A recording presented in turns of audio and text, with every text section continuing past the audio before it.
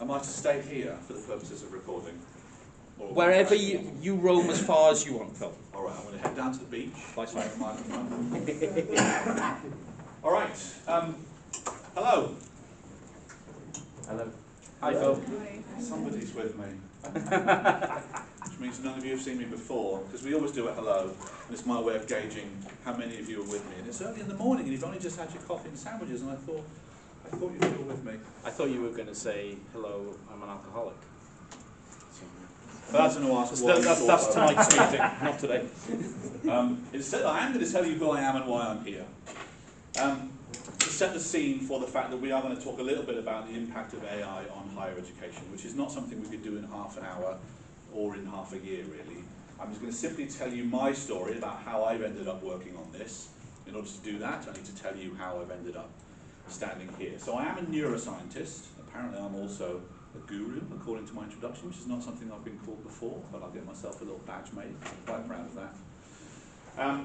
The thing that my day job, if you like, in the medical school is helping our students learn how the brain works, what happens when it goes wrong. And the particular thing that I'm interested in is learning and memory and cognition. My research interest for the last 15 years or so has been on trying to translate this neuroscience into effective approaches to learning and teaching and assessment in higher education. We know how and why people learn. How can we put that into the hands of educators to make teaching as effective as it can be? As part of that, I have done a lot of work on assessment, and for reasons that are purely accidental, which I can explain last time if anyone's really interested, I've ended up doing a lot of work on cheating, on student cheating. And that is how I've ended up working on AI, and it's why I am going to mostly talk about cheating in this time slot, because that's what I work on. I don't work on AI, I worked on cheating, and obviously there is a huge concern about cheating in AI. To set the scene, I'm going to take you back to the halcyon days of the spring of 2022, before ChatGPT for most of us was even a thing, before we'd even heard of it. It wasn't really a halcyon time because we were coming out of COVID. Things had been very difficult for a few years. During COVID, as you will all know, we had moved to online teaching, online assessment, online provision of higher education in every format, and it was very difficult. But one of the things that we told ourselves was that there was a silver lining to this, which is that we were learning how to teach and assess students online. And we must capture this positive and make sure that when things died down, COVID-wise, and we went back to campus, we didn't go straight back to business as usual in terms of assessment in particular. And yet, my sense in the spring of 2022 is we were going straight back to business as usual. And the thing that I was that lots of the discourse was about online assessment. And I was quite keen to try and keep assessment online because it offers a lot of benefits to all the stakeholders in higher education. It's more flexible, it's less anxiety-inducing for lots of students, students are able to do it at home, and it is a lot cheaper. And so there's lots of benefits to it from a theoretical and a pragmatic sense. But I was told, and we had lots of conversations about this, that we can't keep our assessments online because students are cheating. Cheating is something I know a little bit about, and rather than resorting to anecdote and argument, I thought, well, let's go and look at the data. What do the data actually tell us about whether students are cheating in these online exams? And one thing we do very well in the field of cheating research and the field of academic integrity is we give students surveys and we ask them, have you cheated on a particular format of assessment? Now, we don't do that very well, but we do it a lot. And so myself and Keely Essex, one of our now medical students, we were able that summer to do a project which reviewed all of these survey studies and answered two basic questions. How common is it for students to cheat in online exams? And did it go up during COVID as a way of providing an evidence base for this discussion about whether we can carry on assessing online? And the bad news is that, yes, cheating did go up a lot during COVID. And more surprisingly, to me, in fact, was the fact that students were cheating a lot in online exams before COVID. So I am a scientist, I am a nerd, I do love a graph. We are going to see some of them. This is to set the scene for what's coming later. The numbers of students who were cheating before COVID, about a third of them were admitted that they would cheat in an online exam. During COVID, it more than doubled. There are lots of problems with these sorts of data and collecting data in these sorts of ways, that the exact numbers may be subject to interpretation, but the punchline, there was lots of cheating before, and now during COVID there was loads, I think is rigorous enough and will stand up to scrutiny. So my colleagues were right. Now I didn't want to give up there because of the aforementioned benefits for online exams. So lots of the studies that we were reviewing contained qualitative analyses that had asked students not just did you cheat, but how did you cheat, why did you cheat, what did you do, and why did you do it. So to cut a long story short, we analysed all of these to answer one question in particular: why are students cheating in these online exams? And the answer was because they can. Which seems fairly self-evident, but it's actually really important, in particular when we go on to talk about the impact of AI on this particular field. There is a narrative in certain areas of the discourse about AI and cheating in higher education that students have always cheated, students will always cheat, so let's not worry about that because we're not going to do anything about it. It's a basic facet of human nature, let's focus on the other areas of practice. And there is some truth to that. Students, unsurprisingly, I hope, are people. Right now, on any motorway in the UK, if you were to point a camera at it, about half the drivers would be breaking the rules, would be cheating, would be driving in excess of the speed limit. People cheat, students are people, students cheat. But cheating is a probabilistic phenomenon. There are things which make cheating more or less likely to happen, and this is extremely important. Myself and many others, we've done a lot of work on this, and we've researched questions around not only what are they doing and how common is it for them to do it, but why are they doing it. And the same things come up over and over again. The first is the one that came up in the study that I just showed you. If it's easy for students to cheat, if it's easy for people to do anything, you make it easy for people to do something, they're more likely to do it, whether you want them to do it or not. There are some slight complexities to this otherwise fairly obvious presentation.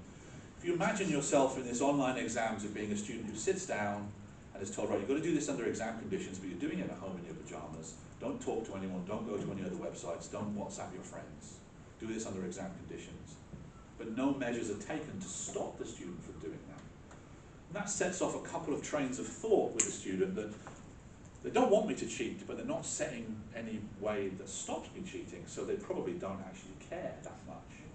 And if it's really easy for me to cheat, it's really easy for everybody else to cheat, and I'm in a competitive job market, my grades are important. If I don't cheat and everybody else does, I'm actually at a disadvantage. Therefore, I probably should. Lots of students end up on the wrong side of our academic misconduct regulations because they don't know what the regulations are, and that's why cheat is in inverted commas there. Done lots of work to show that students, when you test them on what the regulations actually are, they don't know. Do you know how to reference correctly? They don't. But then you ask them, are you confident that you do know what the regulations are? Yes, absolutely I am. Are you confident that you know how to use APA referencing? Yes, absolutely I do. You test their ability to do that, and it's not very good, which creates a perfect storm that they're confident they know what they're doing, actually they don't, and then if you ask them, do you know what will happen if you get this wrong? I might get told off, I might have to do my assessment again, and actually the penalties are much more serious. There are lots of strong incentives out there for people to cheat. People are worried about failing, people are struggling academically, combine that with the financial pressures, they've often paid a lot of money, or their families have paid a lot of money to send them to university, they don't want to fail out, and so that creates a strong incentive to cheat. Lots of graduate and job markets are very competitive, grades are important, these incentivize people to break the rules. Life often gets in the way, students have often got a lot going on that's perhaps more important than the essay that we think is very important and have set for them. They're distracted, their problems at home, problems with their health, etc., etc. And then, as I said before, students are human, humans cheat, and we must not lose sight of that basic fact. So, this is where we were in the summer of 2022. My gosh, yes, lots of students are cheating in online exams. Is there a way that we can design an online exam that students can't just Google the answers or get their friends to WhatsApp it, And we spent the entire summer devising a research project of which at the time I was more proud of than any other project I had done, where we designed cheat-proof exams. And we submitted this for publication just before Christmas in 2022, not realizing that a few weeks earlier, ChatGPT had emerged into the world and completely destroyed this research project that I was so proud of by demonstrating that actually it could do many of the things that that we thought would make our exams cheat-proof. When we talk about ChatGPT and its impact in higher education and even its impact on cheating, there is a tendency for people's responses and perspectives to fall broadly into one of three camps. I've been asked to do lots of talks like this. I never say no because I love giving a talk. I've heard a lot of feedback, and it generally falls into one of three domains. The first domains, let's call them the pessimists. Oh my God, the sky is falling in, and ChatGPT can do all our assessments, it's going to take our jobs, it impacts society in a very negative way. This is a very bad thing that is happening. The cynics, group 2, we had the internet, we had MOOCs, we had calculators, the steam engine, the abacus. ChatGPT is just the latest in this line of technological innovations. They've all blown out eventually, and things have largely gone back to the way that they were. Plus, ChatGPT makes loads of mistakes. It hallucinates references. It can't be trusted. Calm down. There is nothing to worry about. And then the third group, let's call them the optimists.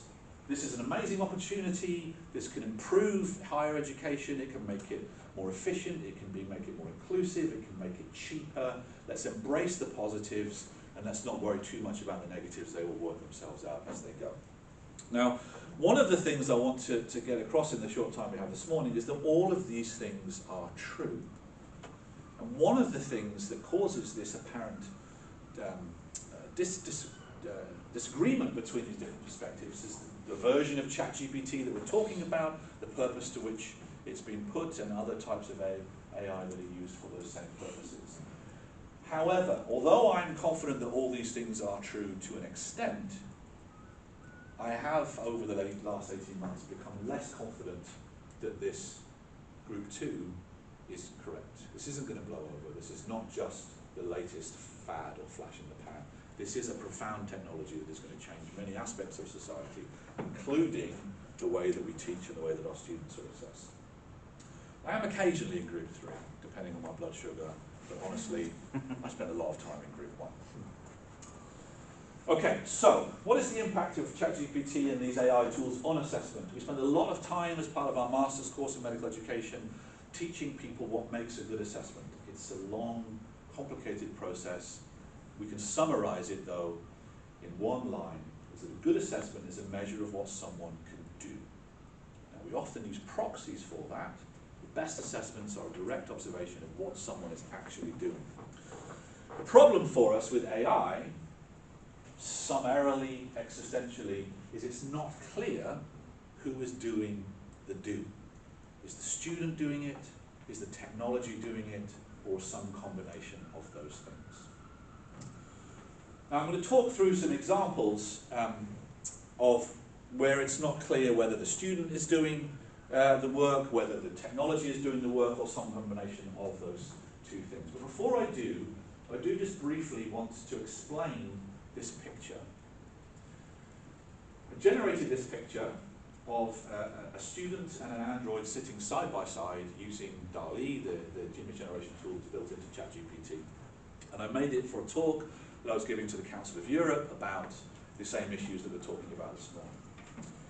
And the Council of Europe, very focused on democracy and human rights. It's a broad organisation. I wanted to make sure that the image was inclusive, and so I told DALL-E, I want a picture of a student and an android sitting side by side in an educational situation. I want them to be gender neutral and of no discernible ethnicity. And I told it that 15 times. Using every synonym I could find for gender and ethnicity, etc. Using the prompts as varied as I could. Every single time, the android was very clearly female, as it is in this picture.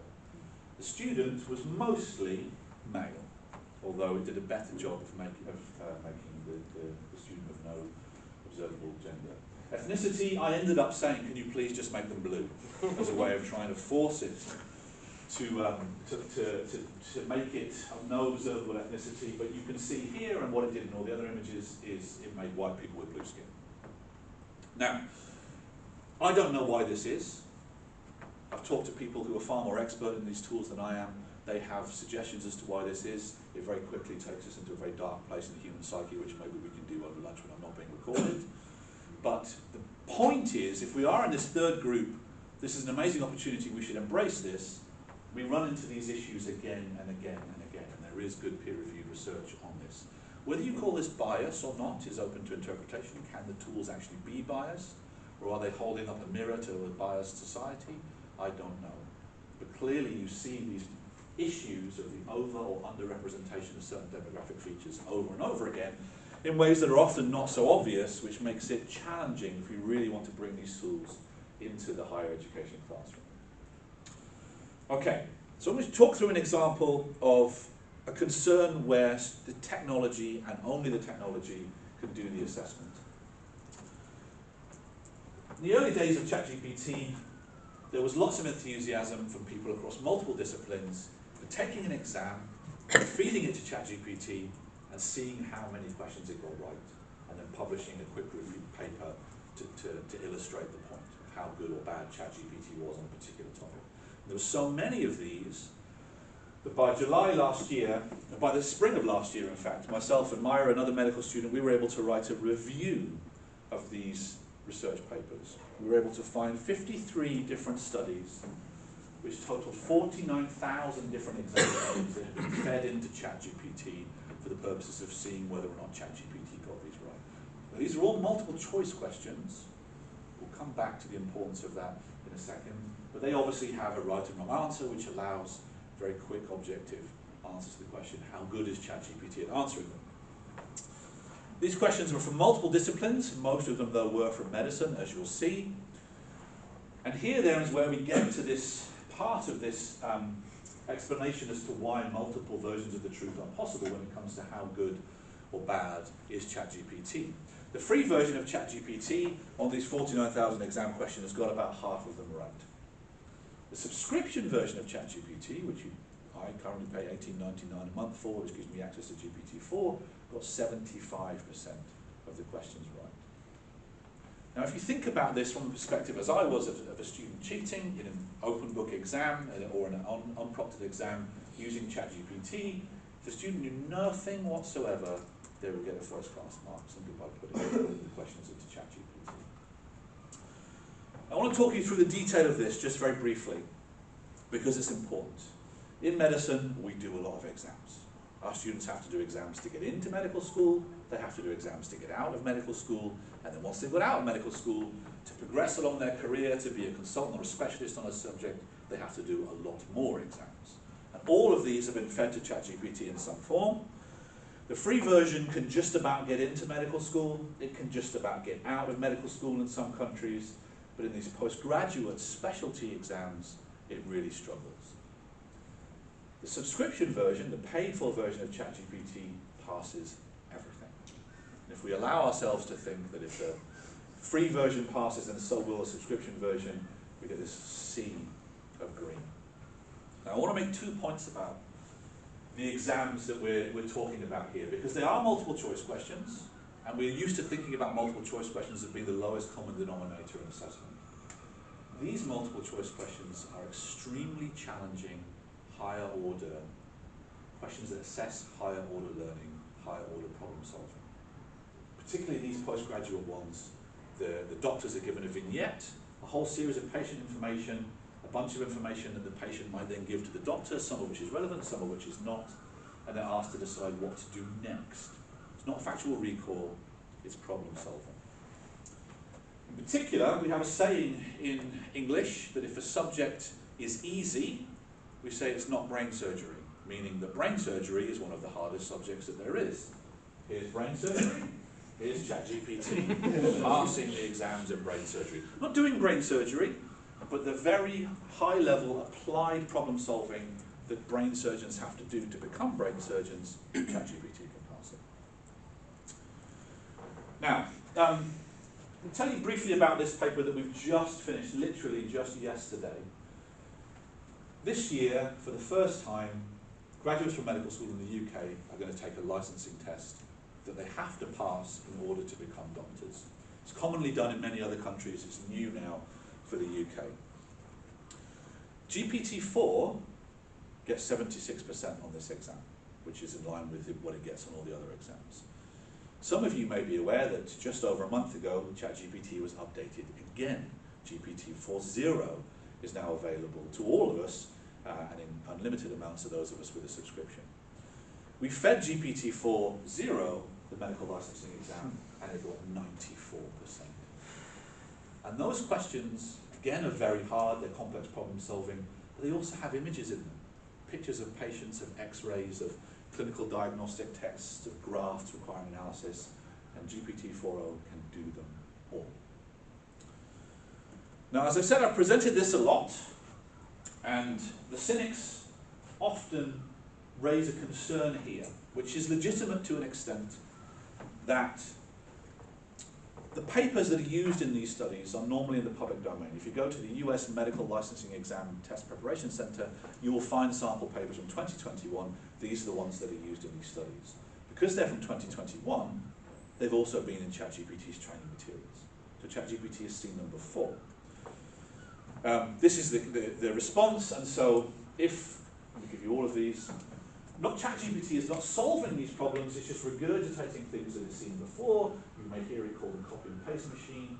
The way to solve this from the perspective of assessment is just to write novel questions for every sitting of the exam. Now, practically this is very difficult, but rather than getting into the practice, we wanted to test the concept. Is it really just regurgitating things that it's seen before, or is it solving novel problems?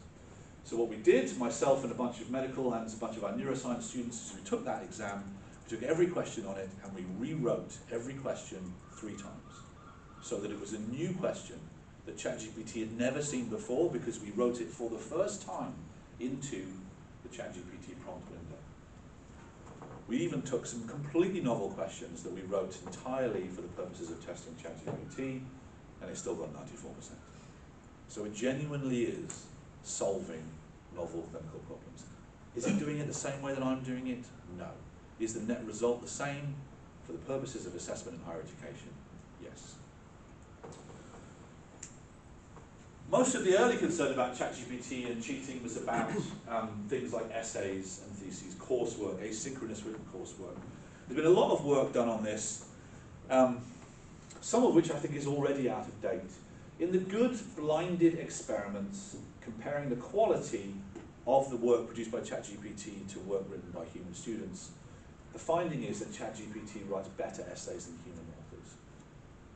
And many of us, I think, have been in the situation that Elaine was talking about, where we've read something and thought, there's a lot of words without saying anything, and it's actually quite superficial. But that's why I raised that question at the beginning.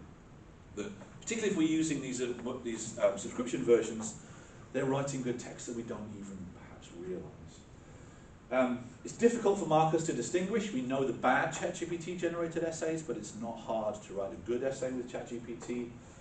Where the studies compared ChatGPT to multiple choice questions, it did better on essays than it did on multiple choice questions. Again, the free version is better than the subscription version. I'm not paid by OpenAI to say this, I'm just telling you this. An early concern from the Group 2 cynics was that it hallucinates references. It doesn't really do that anymore. It does a really good job. The formatting of the references and the assignments can still be problematic, but these are minor points to address. And certainly, if you go to ChatGPT, to the custom GPT window, and search for some people who've built a specific bot to do a specific task, and you tell it, I want to write essays, you will find dozens of these specific GPTs who are designed to write essays for students. I've tested every single one on this list, so you don't have to. The essays that they write are very good. Some of them are terrible, some of them want you to just to pay, but where you can get it to write an essay for you, the essays are good. Should we just use detection tools to detect the text? This is another area where the evidence perhaps doesn't align quite with the public and even the academic perception. Turnitin and other companies have generated tools that they say can detect text that is written by ChatGPT. And the common perception that I read is that these tools are not very accurate, and that quickly leads you into a dark place when you accuse students of cheating when they haven't. The truth is that the tools are actually very, very good. They're very, very good at detecting text that's written by ChatGPT and other tools, even the subscription versions. The problem is that if you get a red flashing light from one of these tools that says, yes, this was written by ChatGPT, and you then go to the student and says, the tool says ChatGPT wrote this, and the student says, no, I didn't, this is all my own work, you have nowhere to go with that conversation other than, I said, they said. And like with traditional plagiarism, copying and pasting from Wikipedia, Turnitin says this comes from Wikipedia, you go to Wikipedia, you see the student's assignment, you compare the two, it's clear what's happened or not.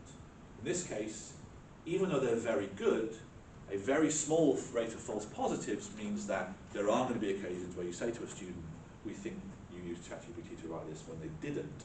And that's a terrible, terrible, terrible position to be in. And if you've ever been in any academic misconduct panels doing these investigations, you will know they're miserable enough to start with, let alone a concern that you're accusing students when they haven't. All right, 2 final points in 2 minutes. One response to this, very commonly, is to say, particularly if you are in group 3, the optimists, is to say, look, when our students graduate, they're going to use AI. When they're on the wards, they're going to have their phone in their pocket, they're going to be using ChatGPT. So let's just bring it in. Let's not try and keep it out. Let's not try and assess what they know without using ChatGPT. Let's just bring it in. If AI can answer it, then why do we need to assess it? Let's bring AI in, let's be authentic. And there is a place for this, but it does ignore, this approach, the basic biology of how humans learn, which is where I can get to be a neuroscientist for about 30 seconds. Learning is hierarchical. You cannot do critical appraisal and problem solving. You cannot diagnose and treat a patient unless you know the basic facts of what is going on. Okay? And we see Bloom's taxonomy. We have been seeing it for decades now. It's full of problems. It was written at a time before we knew how humans learn, and yet there is a basic truth to it, which is that you can't do this stuff at the top of Bloom's taxonomy. You can't evaluate and critically appraise unless you know the basic facts. Now, this is a message that I know that I struggle to get across, even when I've got an hour to do it. And so knowing that I've got 10 seconds to do it is going to be the most problematic, especially since I've left my phone on my desk. I'm going to show you a picture of a phone instead. The simplest way that I have found to explain this is to say that ChatGPT and all the world's knowledge is easily accessible to me and to any of you through our phones. All the knowledge I need to be a doctor, a lawyer, an engineer is on my phone, but that does not make me a doctor or a lawyer or an engineer. And you would not want me to be a doctor, a lawyer, or an engineer, because the foundational knowledge, those lower levels of Bloom's taxonomy, are what I use to be able to accurately know what am I going to ask ChatGPT to do. So we have to make sure that students in any discipline have that core knowledge before we get them to do this critical appraisal. So what do we do with this? Where does it lead us? It leads us, at the conclusion of my presentation, into a difficult conversation, but which we nevertheless need to have, which we have needed to have in higher education in the UK for a long time. And I'm going to illustrate what this difficult conversation is by a quick game of Odd One Out, which many of you will be familiar with various panel shows. I'm going to show you 4 individuals. They've all been assessed. One of them is different to the others for a very profound reason. The 4 individuals then are as follows. 9-year-old Cub Scout called Phil Newton from 1982, proudly displaying all the ways in which he had been assessed and been awarded a certificate. Second individual is Amanda Bernhardt. Amanda Bernhardt is a certified cheese professional in Philadelphia in the United States, who's been certified by the American Cheese Association. The third individual is Tilly the truffle dog.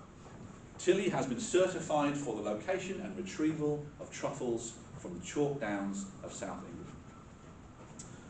The fourth individual, we're just going to call them Jen, for generic student, who is a recent graduate from any program you like at any UK university you like. A better job, perhaps, at gender neutral in this case, but I still have to make it through. Okay, they've all been assessed, they've all been successful. Our student has met the subject benchmark statement for whatever degree they're doing. Tilly the truffle dog, their owner, has been certified to a British standard for detection dogs, including sniffer dogs, search and rescue dogs, and yes, truffle dogs have to pass British standard in order to be certified. Amanda Bernhardt has passed the stringent qualifications and requirements and standards of the American Cheese Society. She went from introductory cheese to intermediate cheese to master of cheese. And 9-year-old Phil Newton built a cabin in the woods out of sticks and leaves that didn't blow down overnight, and he got his bivouac building badge sewn onto his left arm.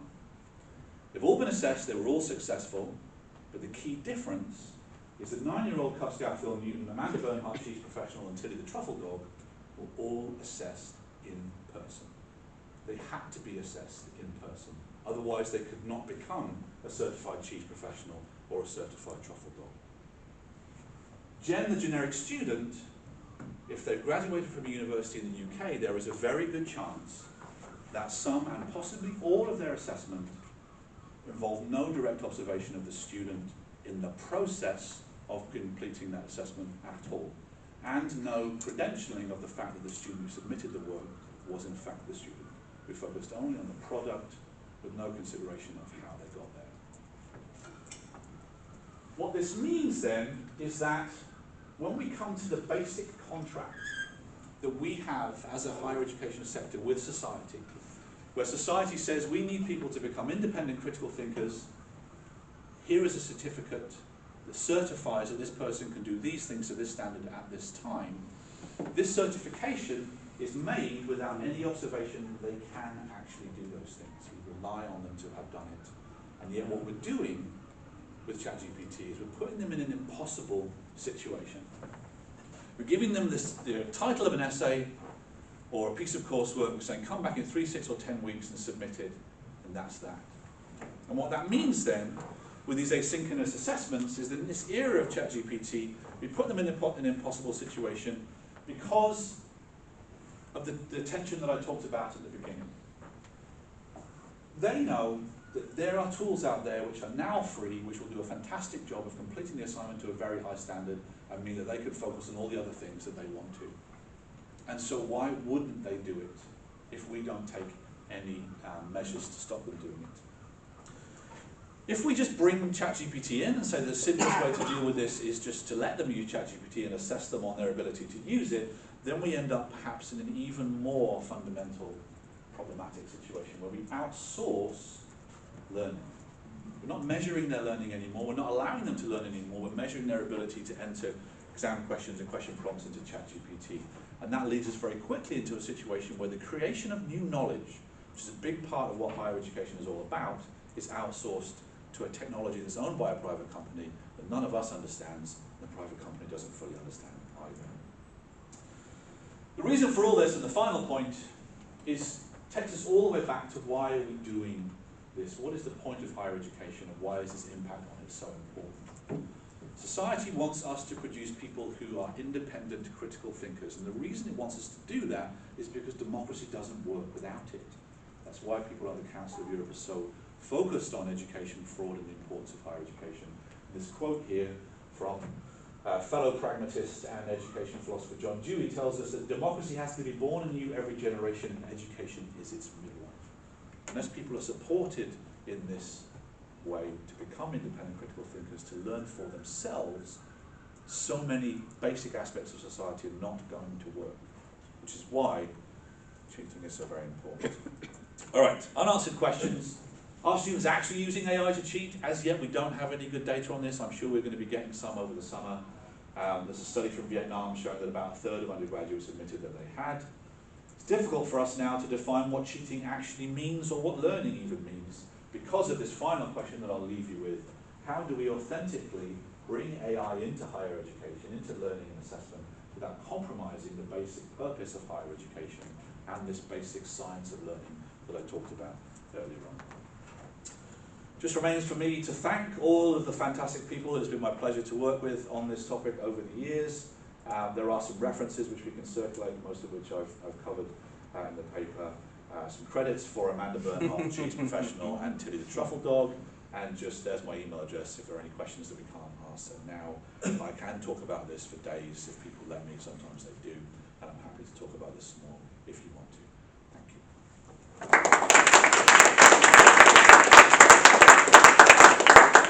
you. Mindful of the time, and I do want to give everyone a chance to go to the bathroom if they need to as well, or if you need to phone somebody, or go outside for a cigarette, or just want to set fire to the building, you can knock yourself out.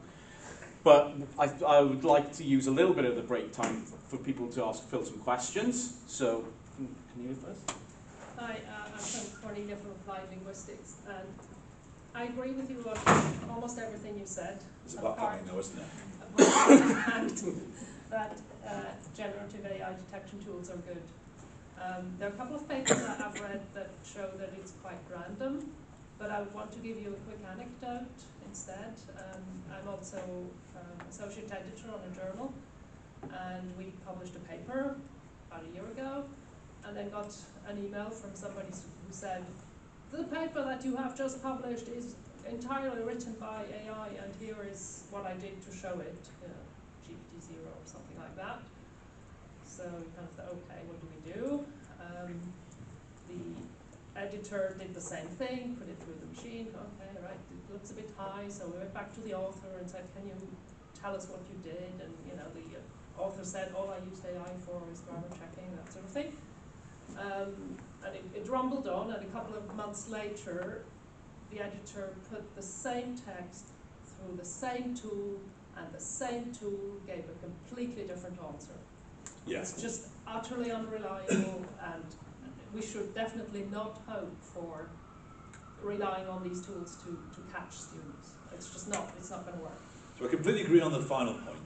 I suspect what's happened is that the tool itself has got better in the interim between the two tests, and I think the bigger picture is that just as with any tools, there are good tools and bad tools, there are cheap tools, there are expensive tools. The tools that Turnitin uses, for example, they are very, very accurate. It doesn't mean they don't get things wrong, but the accuracy is very, very high, and in particular, they are very unlikely to say that something has been written by a human has been written by technology. That's what I mean when I say that these things are accurate. I don't think we should use them for the reasons you talk about, and for the fact that getting into an arms race with ChatGPT is something that I have personally failed at least 3 times, and I don't think is the route to success.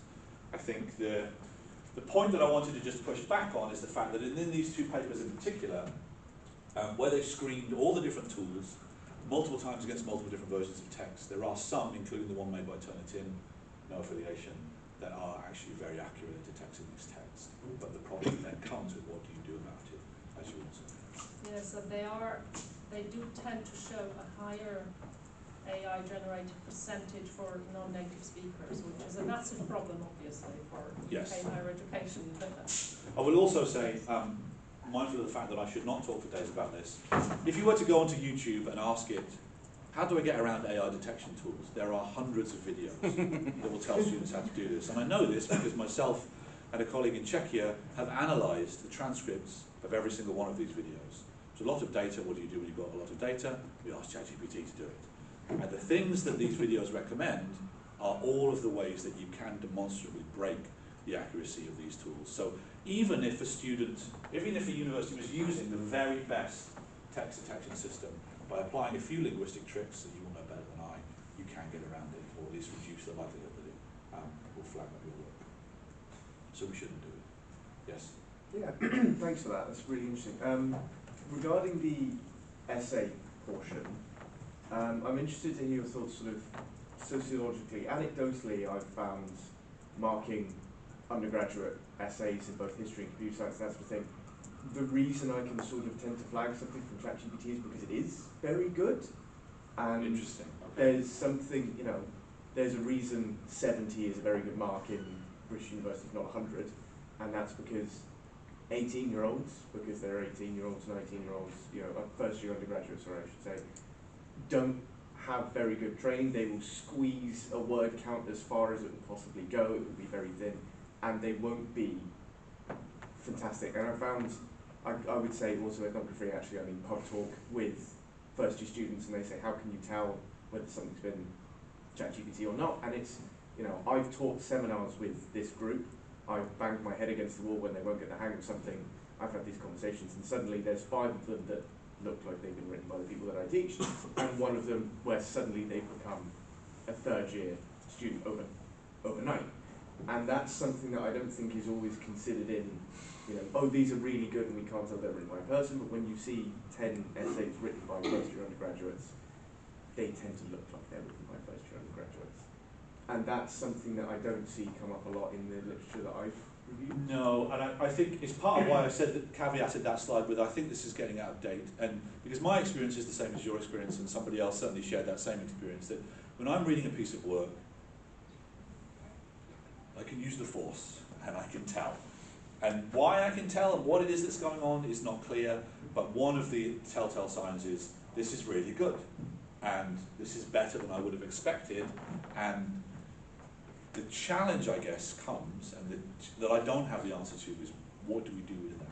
Because at the moment, the number of emails I had this spring and early summer from people who know that I work on this and say, do we use a text detection tool? What do I do about this? This is clearly written by ChatGPT. How am I going to deal with this? And the answer is, I don't know. Because we as a university, we don't really have a good system and process for dealing with that, as do most other universities, other than to maybe over-rely on some of these text detection tools. I think the answer is that unless academic writing genuinely is the thing that we want people to do, and we're not using it as a proxy for something else, we probably need to use a different type of assessment if we really want to assess what it is that students can do. And the process and policy for dealing with a case like this, where you can be reasonably confident that the student hasn't, it's not the student's own work, is you give them a viva. You ask them in person, in real time, about the content of the work. To which my thought has always been, if the viva is a valid and reasonable assessment, why didn't we just do that in the first place? Now there are inclusivity and practical and other issues associated with those sorts of assessments, but I think they are all surmountable if we do them properly, and maybe that is the route. The final point, I promise I'm not going to go on too much. Whenever I present these findings, in some countries, they very politely let me get all the way to the end and they say, well, we don't use essays. Italy and Finland were 2 countries where they said to me, all of our assessments are in-person vivas. So this is a British problem, it's not a problem for us. And I think to myself, I can't get any good data on that, so if anyone knows where to get it from, I'd love to see it. But I think, if they can do it, why can't we do it in a way that respects some of the challenges of an inclusive student model? There's 3 hands about to go up, but I saw yours first. Can we just have one more, and then yes, okay. People can nail Phil later. Very quickly, commenting on the essays, I can say that something that I noticed, my class is mainly UK students, and I suddenly get all these essays with American spelling. Beautifully written, but it's American spelling. The second thing about your last question in your presentation, what can we do about it, is I thought of giving students, what we want to teach students. We want to teach students to analyze, to be able to process information. So I said, okay, go and look, ask ChatGPT to write your code for you, because it's computer science. And then look at it and analyze. Are you happy with it? Are you not happy with it? Compare with what you've written, well, that was last year. Compare what you've written a year ago, when you actually written it yourself. And is it better, is it worse? So I'm trying to give them these exercises. It's not about how you prompt it, it's about, are you able to understand what it produces? And that's what I'm trying to evaluate. So Yes. I think that's possibly an approach. Yes, I completely agree. I think the challenge with this, I guess, on the basis of what we've talked about here, is then how does the student demonstrate the things that you've asked them? Do they write an essay? And if they're going to write an essay, do they get ChatGPT to write its own critique of its own output? And you very quickly end up back in a similar place. I think the approach, though, is the one that is clearly going to make sure that our assessments stay authentic and prepare students for the real world. The challenge, I guess, is just the vehicle that our students use for it. There's a bigger issue that comes from that particular question, is that if I was asked to do that, I'd use ChatGPT. I use ChatGPT every day. It is amazing, and it makes my life so much easier. And so if we were going to ask students to do a task that ChatGPT could help them with, I wouldn't want to stop them doing it. If I'm going to ask them to write a literature review, and ChatGPT can help them, I don't want to stop them doing it because it will make their life so much easier. But then how do I separate what they can do and what the technology can do, what they've learned and what they haven't, in a way that doesn't undermine the basic goal that we're trying to achieve of allowing them to do this on their own? I don't know. But you know, and we're going to figure that out in the round table later on, right? Nervous laughter, everyone looks at their shoes. Okay, I'll stop. Phil Newman, everyone.